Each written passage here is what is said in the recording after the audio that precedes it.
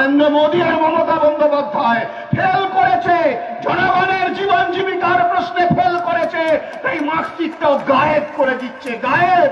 ও বলছে মন্দির বানাবো, আর এ বলছে হাম কিসি সে কম নেই, তুমি যদি বানাও আমিও বানাবো। এই দেশের মানুষ কোনো একটা ভাষায় কথা বলে না, সংবিধানে 18টা ভাষাকে স্বীকৃতি দেওয়া আছে।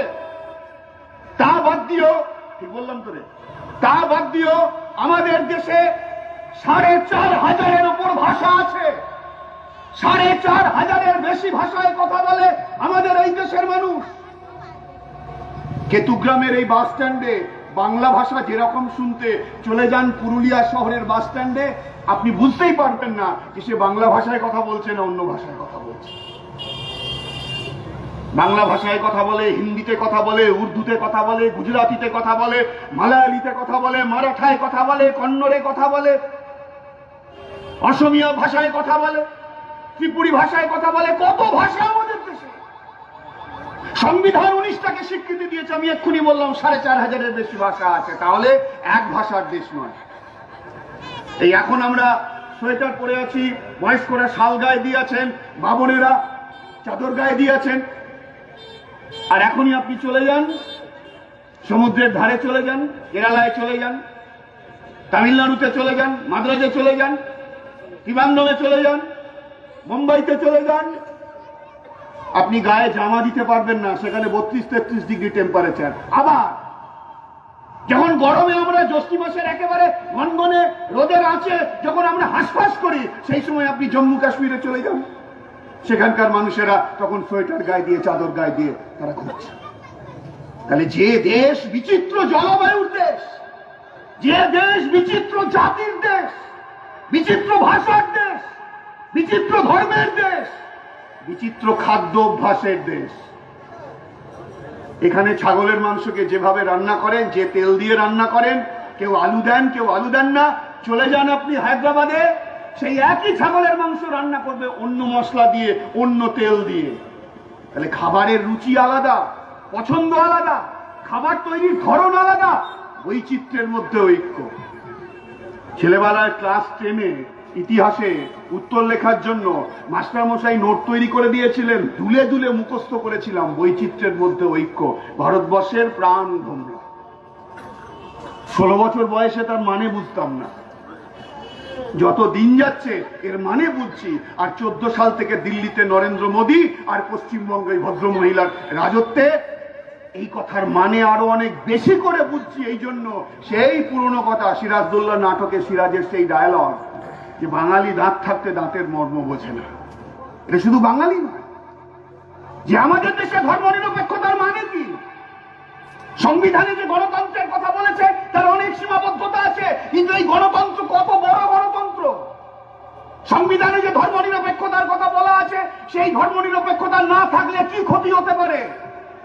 সংবিধানে যে সামাজিক ন্যায়ের কথা বলা আছে, সেই সামাজিক ন্যায় বিরোধী শক্তিরা যদি দেশ চালানোর দায়িত্ব থাকে, তাহলে কেমন করে দলিতদের উপর অত্যাচার হয়, মহিলাদের অবমাননা হয়, সংখ্যালঘুদের উপর আক্রমণ হয়, আদিবাসীদের কাছ থেকে তার জমি এবং তার অধিকার তাকে কেমন ভাবে কেড়ে নেওয়া হয়। সংবিধানে যে ধর্মনিরপেক্ষতার কথা বলা আছে, ধর্মনিরপেক্ষ বিরোধী শক্তিরা দেশ চালালে পরে বোঝা যায় স্কুল কলেজের সিলেবাস কেমন করে বদলে যায়, কেমন করে সিলেবাস বদলে যায়, কেমন করে বিজ্ঞানকে সরিয়ে দিয়ে, ইতিহাসকে সরিয়ে দিয়ে, পুরাণের গল্পকে সিলেবাসের মধ্যে ইতিহাস বলে, বিজ্ঞান বলে যারা চালনা করছে, এমনি এমনি নয়, করছে এই জন্য।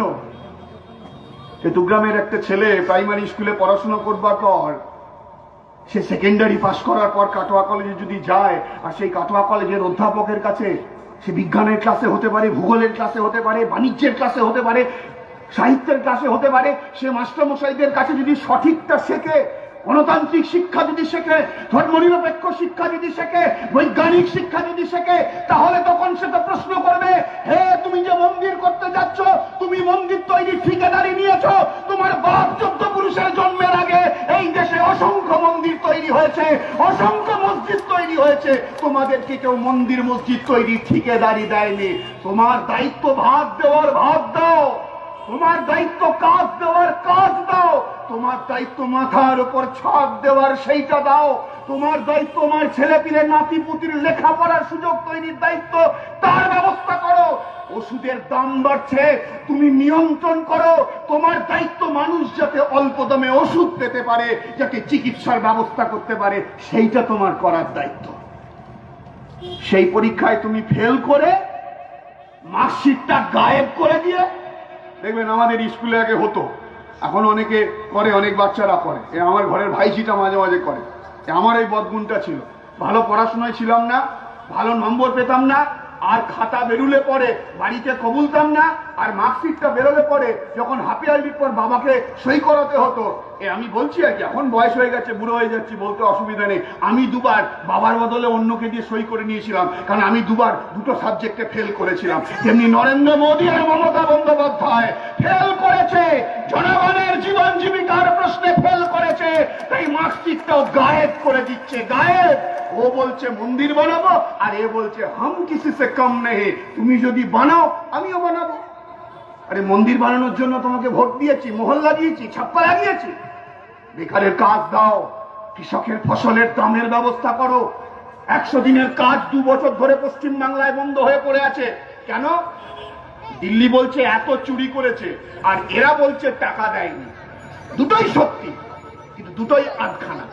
অশ্বত্থামা হত ইতি গজ, সেই মহাভারতের গল্পটার যে যুধিষ্ঠির মিথ্যা কথা বলে না, কিন্তু সত্যি কথা বললে হবে না, তাই যুধিষ্ঠিরকে দিয়ে বলানো হয়েছিল। অথবা মহাভারতে যা লেখা, যে অশ্বত্থামা বলে একটা হাতি মারা গেছে, কিন্তু সেটা একটা হাতি, ইতি গজ। তেমনি ও বলছে এখানে দুর্নীতি হয়েছে, ঠিক বলছে। এ বলছে আমাকে টাকা দিচ্ছে না, ঠিক বলছে, কিন্তু আধখানা বলছে। কেন টাকা দিচ্ছে না? বলছে দুর্নীতি হয়েছে। তৃণমূল পশ্চিম বাংলায় রাজত্ব করবে, বিজেপি দেশে রাজত্ব করবে, লুটে খাওয়ার জন্য, দখল করার জন্য। যারা তৃণমূল আর বিজেপিতে নাম লেখাবে, তারা ভোট করেই হোক, কিংবা ভোট লুট করেই হোক, কিংবা গণনায় ডাকাতি করেই হোক, তারা যদি চেয়ারে গিয়ে বসে, তাহলে তারা লুট করবে না তো কি করবে? হরিনাম জপ করবে, তো লুটই করবে। সবাই জানে, কে না জানে, কে না জানে। আর এদেরকে যদি দীঘায় পাঠিয়ে দেওয়া হয়, বলে ভাই এখানে তো কিছু প্রকল্প নেই, তোমরা শুধু ওই সমুদ্রের ঢেউ গোনো, তো বেটারা সেই সমুদ্রের ঢেউ গুনেও তার থেকেও দুর্নীতি করে, সেখানেও জুয়ো খেলে না। তো যাই হোক, 100 দিনের প্রকল্প কাদের প্রকল্প? আমি আমার আর কথাকে বেশি বাড়াবো না। কাদের প্রকল্প? দিল্লি সরকারের প্রকল্প। কখন চালু হয়েছে? 2004 সালে দিল্লিতে ইউপিএ এক সরকার যখন তৈরি হয়েছিল, আমাদের পার্টি সহ অন্যান্য বামপন্থীদের 62 জন এমপি যখন দিল্লিতে ছিল, ওরা যখন বলছিল তোমরা মন্ত্রীর চেয়ার নাও, আমরা বলেছিলাম যে মন্ত্রীর চেয়ারের থেকে আমাদের কাছে বড় কথা সরকার কি নীতি নেবে, সেই নীতিতে মানুষের পক্ষে খানিকটা দাঁড়াতে পারা যাবে কিনা, সেটা বড় কথা। 100 দিনের প্রকল্প আমাদের দেশের সংবিধানের প্রথম এবং এখনো পর্যন্ত একমাত্র আইন, যে আইনে রোজগারের কথা বলা আছে, কাজের কথা বলা আছে। বামপন্থীদের সমর্থনের ভিত্তিতে 100 দিনের প্রকল্প চালু হয়েছিল আমাদের এই পশ্চিম বাংলায়। বামফ্রন্ট সরকারের সময় 100 দিনের প্রকল্পে আমরা ছিলাম ভারতবর্ষের দিকে, সামনের দিকে। বামফ্রন্ট সরকার ত্রিপুরায় যতদিন ছিল, 100 দিনের প্রকল্পে ভারতবর্ষের মধ্যে ফার্স্ট হয়েছিল ত্রিপুরা। আর আজকে ত্রিপুরায় বিজেপির সরকার, পশ্চিম বাংলায় যেমন 100 দিনের কাজে লুটপাট করে খাচ্ছে, ওখানে ত্রিপুরাতেও সেই লুটপাট করে খাচ্ছে। 100 দিনের প্রকল্প দিল্লির প্রকল্প। 100 দিনের প্রকল্পের জেলাতে মালিককে, আমি মালিক কথার কথা বললাম, মূল অফিসারকে 100 দিনের প্রকল্পে জেলাতে, জেলার ডিএম, ডিএম কার অফিসার? কোন ডব্লিউবিসিএস ডিএম হতে পারে না। হ্যাঁ, প্রমোটি হলে আলাদা কথা। আর প্রমোটি যখন সে হয়ে যায়, তখন আর সে ডব্লিউবিসিএস থাকে না, তখন সে আইএএস হয়ে যায়। IAS, Indian administrative service, IAS, Delhi সরকারের অফিসার। তাহলে দিল্লির প্রকল্প, দিল্লি সরকারের অফিসার, সে আছে দায়িত্বে। সেখানে কারি কারি টাকা লুট হয়েছে, চুরি হয়েছে, পুকুর চুরির জায়গায় সাগর চুরি হয়ে গেছে। দিল্লির সরকার পশ্চিমবঙ্গের তৃণমূলের কোন জেলা পরিষদের সভাধিপতির নামে, পঞ্চায়েত সমিতির সভাধিপতির নামে, গ্রাম পঞ্চায়েতের প্রধানের নামে কোন থানায় কটা এফআইআর করেছো যে 100 দিনের প্রকল্পের টাকা এরা মেরেছে? একটাও এফআইআর করে। আর উল্টো দিকে তৃণমূলের সরকার যারা বলছে দিল্লি টাকা দিচ্ছে না, ঠিকই বলছে, সেও ঠিক বলছে। তাহলে মাস্টার মশাই এবং কর্মচারীদের ডিএ কে আটকানোর জন্য হাইকোর্টে, সুপ্রিম কোর্টে কানমোলা খাবার পরেও জনগণের টাকা দিয়ে তুমি সুপ্রিম কোর্টের ডিভিশন বেঞ্চে মামলা করতে পারছো। কই, তুমি একবারের জন্য দিল্লির সরকার 100 দিনের প্রকল্পের টাকা তোমাকে বকেয়া রেখে দিয়েছে, তুমি তার বিরুদ্ধে কেন মামলা করছো না? আসলে 100 দিনের প্রকল্প চলুক, তৃণমূলও চায় না, বিজেপিও চায় না। 100 দিনের প্রকল্প চললে পরে, কাজ হলে পরে, মজুরি হলে পরে গ্রামের গরিব মানুষ, কৃষিতে যখন কাজ কমে যাচ্ছে, কৃষিতে যখন ক্ষেত মজুরি কমে যাচ্ছে, ভবিষ্যৎ আগামী দিনে আরো কমবে।